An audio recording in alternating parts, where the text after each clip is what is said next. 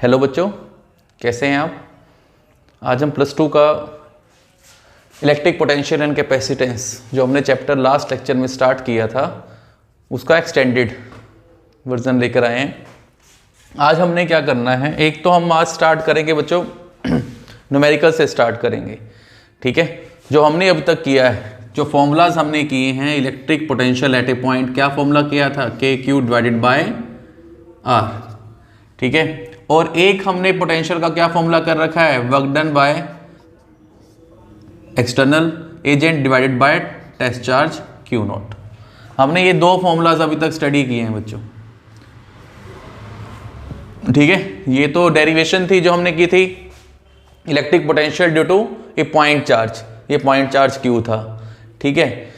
और एक हमने स्टडी किया था कि पोटेंशियल होता क्या है जनरली, ठीक है ना। It is the ratio of external work done divided by Q not, क्यों हमने एक टेस्ट चार्ज को एक पॉइंट से दूसरे पॉइंट तक लेकर आने में जो वर्क डन किया divide by test charge is known as potential. हमने इन दो फॉर्मूलाज का यूज करना है और ये न्यूमेरिकल सॉल्व करना है, ठीक है। जैसे अब ये देखो न्यूमेरिकल है, calculate the potential at a point P due to a charge 4 × 10⁻⁻7 coulomb located 9 centimetre away. Solution है, क्या कहता है कि मुझे potential at a point P evaluate करना है due to a charge 4 × 10⁻⁻7 coulomb located 9 centimetre away. Suppose करो ये चार्ज है हमारे पास Q, ठीक है। इसका अमाउंट कितना गिवन है हमें, 4 × 10⁻⁻7 कूलम, ठीक है। और P से कितने डिस्टेंस पर है, मान लो ये P पॉइंट है, P से कितने डिस्टेंस पर है, 9 सेंटीमीटर अवे, ठीक है। मतलब आपको क्या गिवन है, R गिवन है। क्लियर है यहाँ तक, R गिवन है। अगर मैं इसे सेंटीमीटर स्केल में कन्वर्ट करूंगा तो जैसे 9 सेंटीमीटर है तो क्या होगा, 9 डिवाइडेड बाय 100 मीटर, ठीक है ना। 9 डिवाइडेड बाय 100 मीटर तो क्या आ जाएगा, 0.09 मीटर, यहाँ तक हो जाएगा। चलो वो हम कन्वर्ट करेंगे ही। अब हमें कहता है कि इस पॉइंट चार्ज की वजह से P पॉइंट पर पोटेंशियल की वैल्यू क्या होगी। अब देखो potential due two point charge हमने ये फॉर्मूला लगा रखा है के क्यू डिवाइड बाय आर, वो हम अप्लाई कर देंगे जब हम ए सेक्शन सॉल्व कर रहे हैं। फॉर्मूला है हमारे पास के क्यू डिवाइडेड बाय आर। अब देखो के की वैल्यू स्टैंडर्ड होती है 9 × 10⁻9, किया हुआ है ना ये 9 × 10⁻9। आप कर सकते हो, देखो इसमें नहीं किया था, F is equal to k Q1 Q2 divided by are square, coulomb's law के थ्रू, तो क्या आ जाता था, न्यूटन मीटर स्क्वायर पर कूलम स्क्वायर। ये आपके पास के की वैल्यू आपको गिवन है या कांस्टेंट है, आपको याद रखनी है ये वैल्यू, अगर नहीं भी गिवन होगी तो बस बच्चों वैल्यूज पुट कर दो। 9 × 10⁻9, क्यू की वैल्यू कितनी है, 4 × 10⁻⁻7 डिवाइडेड बाय आर, आर की वैल्यू कितनी है, 0.09, ठीक है बच्चों। यहां से फिर क्या हो जाएगा हमारे पास, थोड़ा सा रीअरेंज करें तो 9 × 4 × 10⁻, देखो 9 बेस सेम पावर ऐड होती है, 9 - 7 कितना हो जाएगा, 2 डिवाइडेड बाय 9 × 10⁻2 ऊपर चला जाएगा। तो यहां से हमारे पास आंसर आ जाएगा 4 × 10⁻4 वोल्ट, क्या आ जाएगा, पोटेंशियल आ जाएगा हमारे पास, ठीक है। पोटेंशियल की ऐसा यूनिट क्या हो जाती है, वोल्ट हो जाती है, या आप कह सकते हो कि जूल पर कूलम, ठीक है ना, या फिर जूल पर कूलम की फॉर्म में आप रिजल्ट दे सकते हो। 4 × 10⁻4 वोल्ट हमारे पास आंसर आ जाएगा, ठीक है ना। कुछ भी नहीं है, सारी वैल्यूज आपको गिवन थी, हमने सिर्फ पुट किया और आंसर निकाला है, ठीक है। इसे पोज करके नोट करो, फिर हम बी पार्ट करते हैं।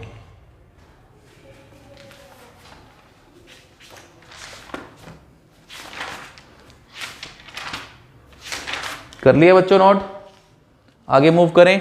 बी पार्ट है हमारे पास, हमें इवेल्युएट करना है, hence obtain the work done in bringing a charge of 2 × 10⁻⁻9 coulomb. अब क्या करना है, हमें वर्क डन निकालना है, external work done to bring this charge, मतलब ये चार्ज है हमारे पास, मतलब ये चार्ज क्या हो गया, एक तरीके से टेस्ट चार्ज हो गया Q0, ठीक है। हमें इसको इन्फिनिटी से कहां पर लेकर आना है, पॉइंट P पर लेकर आना है, इन्फिनिटी से पॉइंट P पर। मान लो ये पॉइंट P है और ये इन्फिनिटी है, ठीक है। और इन्फिनिटी पे चार्ज क्या पड़ा है हमारे पास 2 × 10⁹ कूलम। अब इसको यहाँ से यहाँ लेकर आना है हमें अब क्या निकालना है, वर्क डन इवेल्युएट करना है। अब देखो जो पोटेंशियल होता है वो किससे इक्वल होता है, external work done divided by Q not. तो यहाँ से एक्सटर्नल वर्क डन किससे इक्वल आ जाएगा, पोटेंशियल इंटू में क्यू नॉट। और पोटेंशियल की वैल्यू हम आइडेंटिफाई कर चुके हैं 4 × 10⁴ और क्यू नॉट की वैल्यू आपको यहाँ पर गिवन है। क्यू नॉट कितना है 2 × 10⁻⁹ कूलम। अब देखो सॉल्व करके क्या आ जाएगा 8 × 10⁻⁵ जूल। ये हमारे पास क्या हो जाएगा, एक्सटर्नल वर्क डन हमारे पास आंसर आ जाएगा। ठीक है बच्चों, बिल्कुल सिंपल। देखो दोनों फॉर्मूलाज हमारे यूज हो गए। अगर मुझे इस टेस्ट चार्ज को यहाँ इन्फिनिटी से पी पॉइंट पर लेकर आना है तो एक्सटर्नल वर्क डन करना पड़ेगा, वो हमने आइडेंटिफाई कर लिया। पोटेंशियल की वैल्यू इस पॉइंट पर हमें मालूम थी 4 × 10⁴ इंटू में क्यू नॉट कितना गिवन है 2 × 10⁻⁹। यहां से हम एक्सटर्नल वर्क डन जो है वो फाइंड आउट कर लेंगे। ठीक है, उसके बाद एड ऑन में क्या है, डज द आंसर जो हमारे पास वर्क डन आया है डिपेंड अपॉन पाथ। आपको पहले ही मैं बता चुका हूं कि वर्क डन जो होता है, जो एक्सटर्नल वर्क डन होता है वो कंजर्वेटिव इन नेचर होता है, मतलब पाथ के ऊपर डिपेंड नहीं करता। तो हमारा आंसर क्या हो जाएगा, it does not depend upon path, ये पाथ के ऊपर डिपेंड नहीं करेगा। ठीक है, तो यहां तक इसे पॉज करके नोट डाउन करो, फिर आगे मूव करते हैं।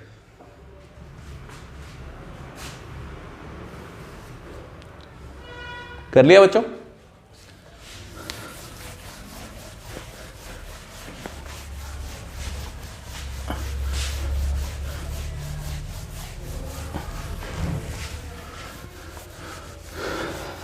नेक्स्ट है बच्चों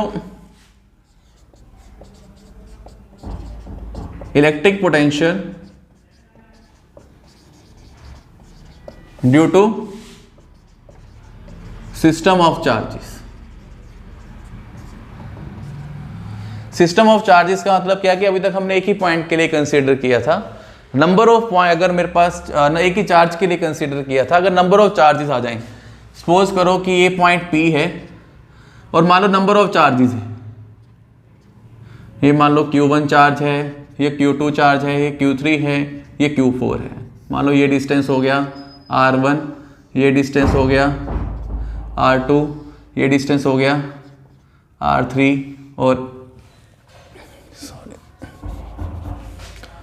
और ये डिस्टेंस हो गया R4। आपको कहता है कि टोटल पोटेंशियल इवेल्युएट करो, तो पोटेंशियल नेट कितना हो जाएगा। देखो एक बेसिक फॉर्मूला हमें मालूम है KQ डिवाइडेड बाय R। तो सिंपल देखो जो पोटेंशियल है वो स्केलर टर्म, स्केलर एडिशन हो जाएगा, ये डायरेक्शन के ऊपर डिपेंड नहीं करता है। ठीक है ना, तो नॉर्मली हमारे पास एडिशन ही हो जाएगा। क्या हो जाएगा, K तो कांस्टेंट होता है ना, Q1 divided by R1 plus Q2 divided bye R2 plus Q3 divided by R3 plus Q4 divided by R4। Normal हमारे पास क्या हो जाएगा, स्केलर एडिशन आ जाएगा, क्योंकि ये डायरेक्शन के ऊपर डिपेंड नहीं करता है। अब ये और यहाँ पर जो Q होगा वो चार्ज जो है वो विद साइन लेना है हमें। ठीक है ना, अगर हम पॉजिटिव चार्ज लेकर चल रहे हैं तो पॉजिटिव, अगर मान लो ये नेगेटिव चार्ज हो जाता है तो नेगेटिव साइन के साथ आएगा यहाँ पर, फिर minus KQ2 divide by R हो जाता। ठीक है, तो इसे पॉज करके नोट डाउन कर लो, फिर हम आगे इंपॉर्टेंट टॉपिक जो है वो हमने करना है आज का, electric dipole.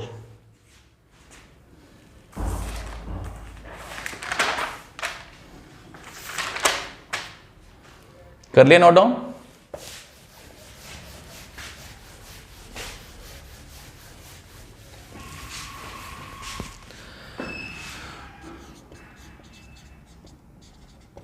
Electric potential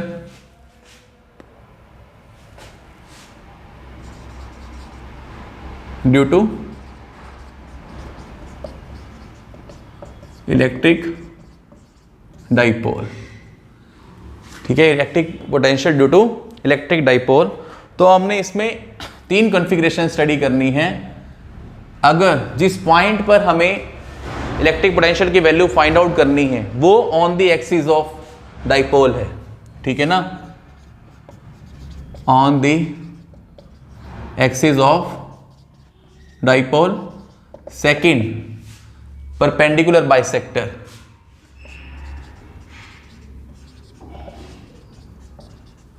third at any position, at any position. ये एक जनरल केस आ जाता है हमारे पास। ठीक है, स्टेप बाय स्टेप चलेंगे। सबसे पहले हमने क्या करना है, सबसे पहले हम क्या करेंगे, ड्यू टू मतलब जब हम जो पॉइंट है वो कहाँ लाई कर रहा है, on the axis of dipole. ठीक है ना, फर्स्ट पॉइंट पिक कर रहे हैं on the axis of dipole. ठीक है, on the axis of dipole, distance x from the centre of dipole, distance x from the centre of dipole. ध्यान से करना है बच्चों, बहुत इंपॉर्टेंट डेरिवेशंस में से एक है ये। क्या कहता है कि हमें डाइपोल गिवन है। डाइपोल आपको मालूम है, हम कर चुके हैं। डाइपोल क्या होता है कि दो सेम मतलब मैग्नीट्यूड में same but opposite in direction, मतलब एक पॉजिटिव है तो एक नेगेटिव चार्ज है, इनके बीच में क्या होता है, मिनिमम डिस्टेंस होगा तो वो डाइपोल बना देगा। मान लो ये माइनस क्यू चार्ज है और ये प्लस क्यू चार्ज है, इनके बीच का डिस्टेंस हमारे पास क्या होता था, L और L, टोटल होता था 2L। ये मान लो सेंटर पॉइंट है बच्चों। ठीक है, ये हमने डाइपोल बनाया है। डाइपोल के लिए थोड़ा सा रिकॉल करते हैं, जो डाइपोल मोमेंट आता था वो आता था Q इंटू में 2L। ये डाइपोल मोमेंट होता था Q इंटू में 2L। ठीक है, और यहां से हमें गिवन है कि एक पॉइंट है P से, डाइपोल के एक्सिस पे ही लाई कर रहा है ये पॉइंट, और सेंटर से कितने डिस्टेंस पर है, x डिस्टेंस पर है बच्चों। ठीक है, सेंटर से x डिस्टेंस पर है। ठीक है, हमें इस पॉइंट पर ड्यू टू डाइपोल पोटेंशियल की वैल्यू, इलेक्ट्रिक पोटेंशियल की वैल्यू आइडेंटिफाई करनी है। ठीक है बच्चों, ध्यान से देखना है अब इसे। अब देखो, अगर मैं ये पोटेंशियल निकालूं, net potential due to these charges, अब एक ये चार्ज है, एक ये चार्ज है। ठीक है, इसका मतलब क्या हुआ, ये सिस्टम ऑफ चार्जेस का एग्जांपल बन गया। हमें इस पॉइंट पर ड्यू टू दीज चार्जेस क्या फाइंड आउट करना है, इलेक्ट्रिक पोटेंशियल की वैल्यू फाइंड आउट करनी है। तो नंबर ऑफ चार्जेस 2 हैं, तो अगर मैं वी नेट निकालूंगा, मतलब नेट पोटेंशियल निकालूंगा, पहले मैं इस चार्ज की वजह से निकालता हूं। सपोज करो फॉर्मूला हमारे पास है KQ by R, general formula. ठीक है, अब K तो K ही है, अब Q की जगह, क्योंकि ये माइनस है बच्चों, माइनस Q चार्ज है ना, मैंने बोला था चार्ज को हमने विद साइन लेना है, डिवाइडेड बाय R। अब इसके बीच में P तक का डिस्टेंस कितना है बच्चों, माइनस Q से P तक का डिस्टेंस L प्लस X, तो ये हो गया जी X प्लस L प्लस, क्योंकि देखो स्केलर टर्म है तो हम स्केलर एडिशन करते हैं तो डायरेक्शन पे डिपेंड नहीं करता है। अब आ जाओ यहां पर, प्लस Q चार्ज है, ये कितने डिस्टेंस पर है, X में से अगर मैं L को माइनस कर दूं तो ये रिमेनिंग डिस्टेंस आ जाएगा K, क्योंकि चार्ज पॉजिटिव है तो Q ही आया, यहां हो गया X माइनस L। अब यहां से माइनस K इंटू में Q divide by X plus L plus K into में Q divide by X minus में L। यहां से अगर मैं K इंटू में Q कॉमन आउट आ जाएगा, इनसाइड में लिख सकता हूं, देखो इस टर्म को इस साइड ही लिया है क्योंकि पॉजिटिव थी ये, -1 divided by X plus L। ठीक है, अब यहां से कॉमन आउट क्या आ जाएगा बच्चों, या LCM लेंगे अगर हम, तो ये आ जाएगा X minus L, X plus L, तो ये बन जाएगा X plus L minus X minus L, K into में Q। ठीक है ना बच्चों, सिंपल सा प्रोसीजर चल रहा है, हमने ऐड किया, उसके बाद LCM ले लिया बस हमने X plus L minus X plus L divided by X minus L X plus L। देखो अगर हम सॉल्व करेंगे, X X यहाँ से कैंसिल आउट हो जाएगा, तो ये टर्म आ जाएगी K इंटू में Q इंटू में 2L डिवाइडेड बाय इसके A minus B A plus B, तो ये बन जाएगा x square minus L square. ठीक है बच्चों यहां तक। अब यहां देखो ये जो L टर्म होती है ये बहुत मिनिमम टर्म होती है। डाइपोल में हमने स्टडी किया था कि दो हमारे पास इक्वल और अपोजिट चार्जेस होंगे, उनके बीच का जो डिस्टेंस होना चाहिए वो मिनिमम होना चाहिए।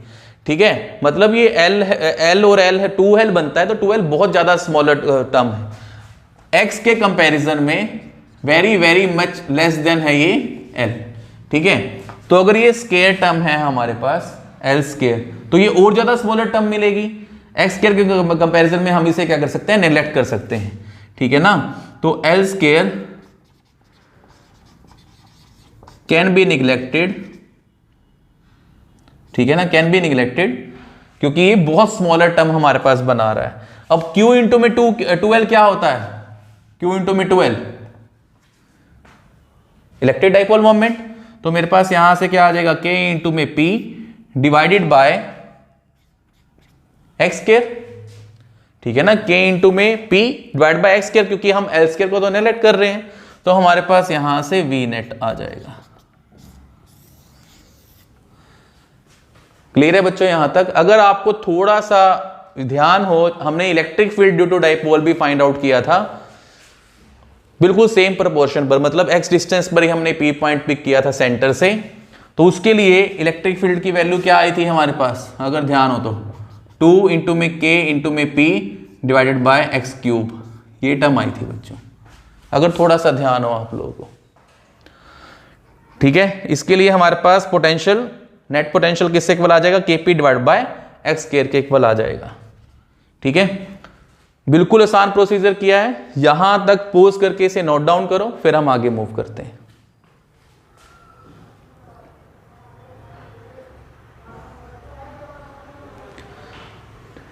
ठीक है, कर लिया नोट डाउन। देखो ये इनवर्स स्क्वायर लॉ को ही फॉलो कर रहा है। अगर हम एक ग्राफ बनाएंगे in between potential and x, तो हमारे पास कुछ ऐसा ग्राफ बनेगा। ठीक है ना, इनवर्स स्क्वायर लॉ को फॉलो कर रहा है। तो इसे नोट डाउन कर लो पोज करके, हम आगे मूव करते हैं। ठीक है, ये फर्स्ट पार्ट हमारे पास हो गया। अब हम सेकंड पार्ट पर आएंगे।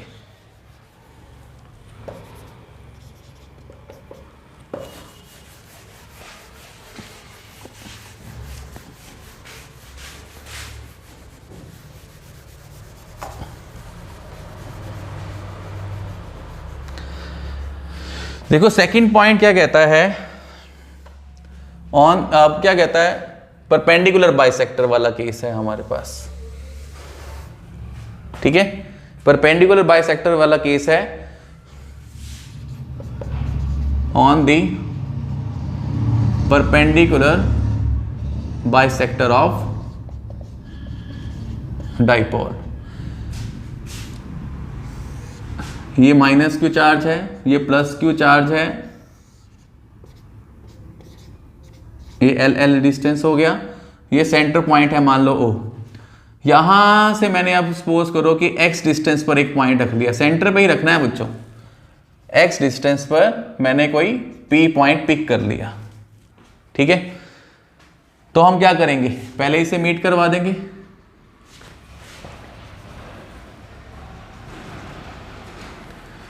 तो ये राइट एंगल ट्रायंगल हुई ना L और ये x, तो ये हाइपोटेनियस बन जाएगा। इसका फॉर्मूला क्या हो जाएगा, under root x square plus L square, चाहे आप यहां से मीट करवाओ, under root x square plus L square.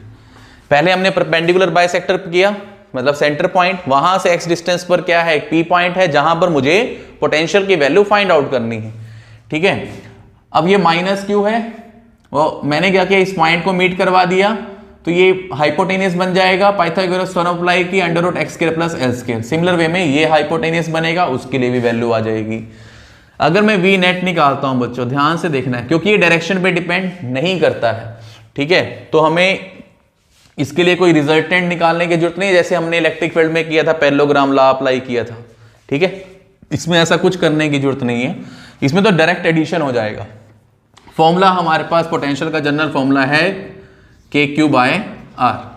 ठीक है, अब यहां ध्यान से देखो, पहले मैं इस चार्ज की वजह से देखूंगा, मन तो वही रहा है ना। देखो सिस्टम ऑफ टू चार्जेस, ये पॉइंट अब यहां आ गया है, तो सिस्टम ऑफ टू चार्जेस, पहले K चार्ज क्या है, minus of Q divided by इस पॉइंट चार्ज का और इस पॉइंट तक का डिस्टेंस क्या है, ये हो गया x square plus L square की पावर कितनी है 1/2। ध्यान से करना है बच्चों, बहुत इजी है। अब आ जाओ उसके बाद के, अब चार्ज तो प्लस ही है तो क्यू ही रहा, डिवाइड बाय अब इनके बीच का डिस्टेंस कितना हो गया अंडर रूट, ये हो गया जी x square plus L square की पावर 1/2। ठीक है यहां तक। अब यहां से देखो मेरे पास क्या आ जाएगा, माइनस के इंटू में Q divided by x square plus L square की पावर 1/2 प्लस के इंटू में Q x square plus L square की पावर 1/2। देखो अब सिमिलर टर्म्स बन रही हैं, आपस में कैंसिल आउट हो जाएंगी, आंसर क्या आ जाएगा 0। मतलब potential at perpendicular bisector value कितनी हो जाती है 0 हो जाती है। ठीक है, और इसमें से एक कन्फिग्रेशन करने की फाइंड आउट करें, कोशिश करें कि अगर मतलब परपेंडिकुलर बाइसेक्टर कहीं पर भी हो, वहां पर यहां पर भी इसकी वैल्यू 0 होगी, यहां पर भी 0 होगी, यहां पर भी 0 होगी, यहां पर भी 0 होगी, यहां पर भी 0 होगी। ठीक है, परपेंडिकुलर बाइसेक्टर में अगर मैं कोई प्लेन ही बना लूं, ठीक है, तो वहां पर सारी की सारी वैल्यू क्या मिलेगी, हमें 0 मिलेगी। ठीक है ना, तो इक्विपोटेंशियल सरफेस का भी एग्जांपल इसमें हम सेटअप कर सकते हैं। आगे हमने करना है इक्विपोटेंशियल सरफेस। इक्विपोटेंशियल सरफेस पर हर एक जगह पर आपको पोटेंशियल की वैल्यू क्या मिलेगी 0 मिलेगी। ठीक है, यहां से हम ये भी फाइंड आउट कर सकते हैं। चलो अभी तक के लिए आपने ये करना है कि हमारे पास अगर मैं परपेंडिकुलर बाइसेक्टर पिक करता हूं तो मेरे पास पोटेंशियल की वैल्यू, इलेक्ट्रिक पोटेंशियल की वैल्यू क्या आ जाती है 0 आ जाती है, यहां तक। अब हम थर्ड केस करेंगे बच्चों, इसे पॉज करके नोट डाउन कर लो। अब हमने क्या करना है, एट एनी पॉइंट पिक करना है। करें बच्चों,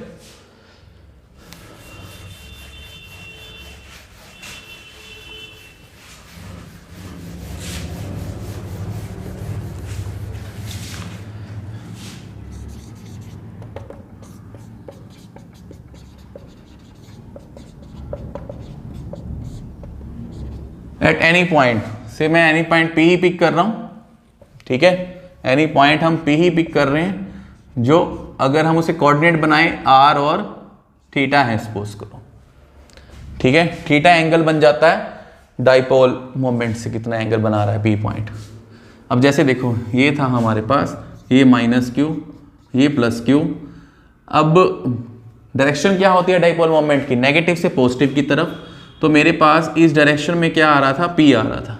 मान लो ये सेंटर पॉइंट है ओ, यहां से किसी भी एंगल पर एज्यूम कर लो, हमने क्या माना थीटा एंगल पर, ये पॉइंट है पी और वो कितने डिस्टेंस पर है आर डिस्टेंस पर ऐसे। ठीक है ना, पी पॉइंट, ये पी पॉइंट और ये पी पॉइंट में फर्क है, ये तो कोई भी ऑर्डिनरी पॉइंट है और ये पी क्या होता है, इलेक्ट्रिक डाइपोल मोमेंट को शो करता है। ठीक है यहां तक। अब अगर मुझे, अब देखो इस पॉइंट की वजह से अगर मुझे आइडेंटिफाई करना है, अब ये ना तो ये एक्सिस पे लाई कर रहा है, ना ही ये परपेंडिकुलर बाइसेक्टर है। ठीक है, तो इसको कैसे सॉल्व करेंगे, जो ये पोटेंशियल इलेक्ट्रिक डाइपोल मोमेंट है हमारे पास, इलेक्ट्रिक डाइपोल मोमेंट को अगर मैं स्प्लिट कर दूं दो पोर्शन में, एक तो देखो एक हमारे पास कैसे आएगा इसका एक कंपोनेंट तो अलोंग दिस डायरेक्शन। देखो हम क्या कर रहे हैं, इलेक्ट्रिक डाइपोल मोमेंट जो हमारा इस डायरेक्शन में है, ठीक है, उसको दो कंपोनेंट में रिजोल्व कर रहे हैं, उसको दो कंपोनेंट में रिजोल्व कर रहे हैं। क्योंकि अगर हम देखें तो ये हमारे पास अब एक्स एक्सिस है। ठीक है, एक्स एक्सिस है क्योंकि ये पॉइंट थीटा एंगल पर सिचुएट कर रहा है, तो इसे एक्स एक्सिस जूम कर लो और इसके परपेंडिकुलर बाइसेक्टर हमारे पास क्या बन जाएगा, ये वाई एक्सिस बन जाएगा। अब आपके पास कॉन्फ़िगरेशन ये है बच्चों। ठीक है, अगर हम P को स्प्लिट करें, एंगल के साथ वाला कंपोनेंट क्या आता है, मतलब ये कंपोनेंट क्या आ जाएगा P cos थीटा, और सामने वाला कंपोनेंट क्या आएगा P sin थीटा। ठीक है, अब हम फॉर्मूला हम कर चुके हैं बच्चों, फॉर्मूला हम कर चुके हैं जो हमने किया था K इंटू में P divided by x square किया था ना, जो हमने standard formula on the axis of dipole के लिए। ठीक है, ये हमने किया था इसके लिए on the axis of dipole के लिए Kp बाय एक्स स्क्वायर। अब अगर मैं वी नेट इवेल्युएट करूंगा, ध्यान से देखना है बच्चों, K तो कांस्टेंट ही है। अब पहले P का कौन सा कंपोनेंट हम पिक कर सकते हैं, ये P cos थीटा, मतलब अलोंग द एक्सिस पे लाई कर रहा है। P cos theta divided by r distance है, तो ये क्या हो गया आर स्क्वायर, आर डिस्टेंस पे सिचुएट कर रहा है ना, प्लस फिर हमने क्या किया के P sine theta divided bye, अब परपेंडिकुलर डिस्टेंस कितना है वो भी आर ही है, आर स्क्वायर हमने पिक कर लिया। ठीक है बच्चों, ध्यान से देखना है बिल्कुल हर एक पॉइंट को। अब लेकिन यहां ये देखना है बच्चों आपने, जो ये परपेंडिकुलर बाइसेक्टर वाला फॉर्मेशन आता था, परपेंडिकुलर बाइसेक्टर वाला, ये एक्स एक्सिस हो गया, ये एक्स एक्सिस हो गया, ये परपेंडिकुलर बाइसेक्टर वाला, परपेंडिकुलर वाले बाइसेक्टर के लिए मेरे पास जो पोटेंशियल की वैल्यू, नेट पोटेंशियल की वैल्यू क्या आ रही थी, जीरो आ रही थी, वी नेट, मतलब ये क्या हो जाएगा जीरो के इक्विवेलेंट हो जाएगा। ठीक है ना, ये क्या हो जाएगा जीरो के इक्विवेलेंट हो जाएगा। ठीक है, ये किया था ना हमने, क्योंकि परपेंडिकुलर बाइसेक्टर लग रहा है, ये पी साइन थीटा जो है वो परपेंडिकुलर बाइसेक्टर वाला कंपोनेंट है। परपेंडिकुलर बाइसेक्टर में आपको बताया था कि पोटेंशियल की वैल्यू हमेशा क्या होती है, जीरो आएगी, हमने किया है ये वाला केस। तो मेरे पास सिर्फ और सिर्फ ये क्या रह जाता है, k p cos theta divided by are square V net, ये फॉर्मेशन हमारे पास आएगी फाइनली। ठीक है, ये फॉर्मेशन आ जाएगी। अब उसके बाद यहां से मैं ये दोनों फॉर्मेशन इवेल्युएट कर सकता हूं। अब सपोज करो कि हमें कहता है कि on the axis of dipole करो, ऑन द एक्सिस करेंगे तो थीटा क्या हो जाएगा जीरो, ऑन द एक्सिस अगर हम करेंगे तो मेरे पास यहां पर थीटा की वैल्यू क्या हो जाएगी जीरो, तो फिर वी नेट का फॉर्मूला क्या आ जाएगा, K P divided by are square, क्योंकि कॉस जीरो की वैल्यू क्या होती है 1, K P divided by are square value आ जाएगी। अगर हम परपेंडिकुलर बाइसेक्टर वाला करें, परपेंडिकुलर बाइसेक्टर में क्या होगा, थीटा कितना हो जाएगा 90 डिग्री। अगर हम वी नेट निकालें स्टैंडर्ड फॉर्मेशन में, cos 90 की वैल्यू क्या हो जाएगी जीरो, तो आंसर क्या आ जाएगा जीरो। ठीक है ना, हमने ये आया कैसे, हमने वी नेट में क्या पुट कर दिया, k इंटू में p cos of 90 divided by, sorry r होता है ना, आर स्क्वायर। ठीक है, ठीक है, तो ये वैल्यू जीरो ही आ जाएगी हमारे पास। ठीक है बच्चों, क्योंकि देखो हमने क्या किया, डाइपोल जो था हमारे पास उसको दो कंपोनेंट में रिजोल्व किया, क्योंकि अब हमने इस एक्सिस, ये एक्सिस हमारे पास बेस एक्सिस हो जाएगा और उसके परपेंडिकुलर बाइसेक्टर वाला ये एक्सिस हो जाएगा। पी को अगर हम एंगल के साथ वाला कंपोनेंट क्या बनता है, कोस कंपोनेंट बनता है, सामने वाला कंपोनेंट क्या बनता है, साइन। और हमें मालूम है कि परपेंडिकुलर बाइसेक्टर होगा किसी भी एक्सिस का परपेंडिकुलर बाइसेक्टर, वहां पर पोटेंशियल की वैल्यू क्या होगी, हमेशा जीरो होगी, वो हम कर चुके हैं। ठीक है, परपेंडिकुलर बाइसेक्टर पर, इसीलिए हमने क्या किया है, इसको हमने जीरो ही पुट कर दिया, तो हमारे पास ये फॉर्मेशन आ गई और पुट करके हमने रिजल्ट निकाल दिया। ठीक है बच्चों, इसको पॉज करके नोट डाउन कर लो, फिर हम आगे मूव करते हैं। ठीक है, यहां हम इसको ये लिख सकते थे, V net is equal to V potential due to p cos theta plus potential due to p sine theta. तो ये फैक्टर हमारे पास पहले ही जीरो हो जाता, क्योंकि ये परपेंडिकुलर बाइसेक्टर पे था। ठीक है, तो आज के लिए इतना ही।